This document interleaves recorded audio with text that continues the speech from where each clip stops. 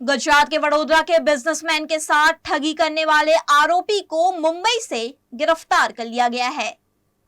Vadodara cyber crime branch ने एक बड़ी सफलता हासिल करते हुए 1.24 करोड़ की ठगी करने वाले नाइजीरियन ठग को मुंबई से गिरफ्तार किया है।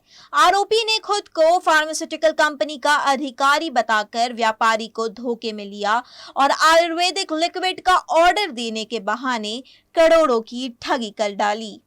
ભોગ બનનાર પોતે સિવિલ એન્જિનિયર હોય અને તે એક કંપનીમાં નોકરી કરતા હોય તેમને એક ઈમેલ કરવામાં આવે છે કે એક લિક્વિડ છે જેનું નામ છે લ્યુકેનેશિયા વીજ સેમ્પલ જે લિક્વિડ છે તેનું દવા બનાવવાની કંપનીમાં ખૂબ જ મહત્તમ ઉપયોગ થાય છે।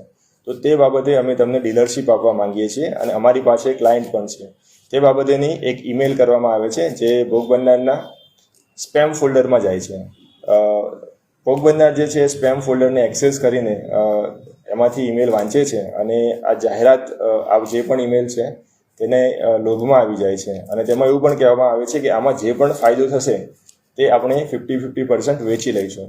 તો તે બાબતે જે ભોગ બનનાર છે એ 20 લીટર આ જે લિક્વિડ છે એક જગ્યાએથી મંગાવે છે અને જેના નાણાં ચૂકવી દે છે।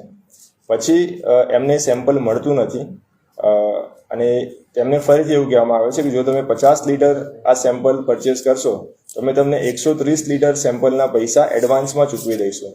તો તે બાબતે જે ભોગ બનનાર છે સામેવાળાની વાતમાં આવી જાય છે અને તેમને 1,24,00,000 રૂપિયા સામેવાળાના ખાતામાં જમા કરાવે છે અને ત્યારબાદ પણ એમને નાણાં પરત ન થતાં તેમને લિક્વિડ જે સેમ્પલ છે ન મળતા તેઓ સાયબર ક્રાઇમ પોલીસ સ્ટેશનનો સંપર્ક કરે છે અને તે બાબતે એફઆઈઆર દાખલ કરવામાં આવે છે।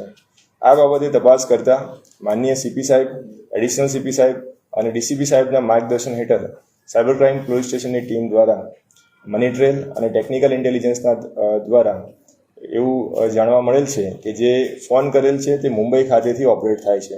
જે બાબતે ત્યાં ટીમ દ્વારા સતત 2 દિવસ રોકાઈ આરોપી પોતાનું લોકેશન સતત બદલતો હોય તેની પાછળ 200 કિલોમીટરથી પણ વધુની એનો પીછો કરી અને આરોપીને ઝડપી પાડેલ છે।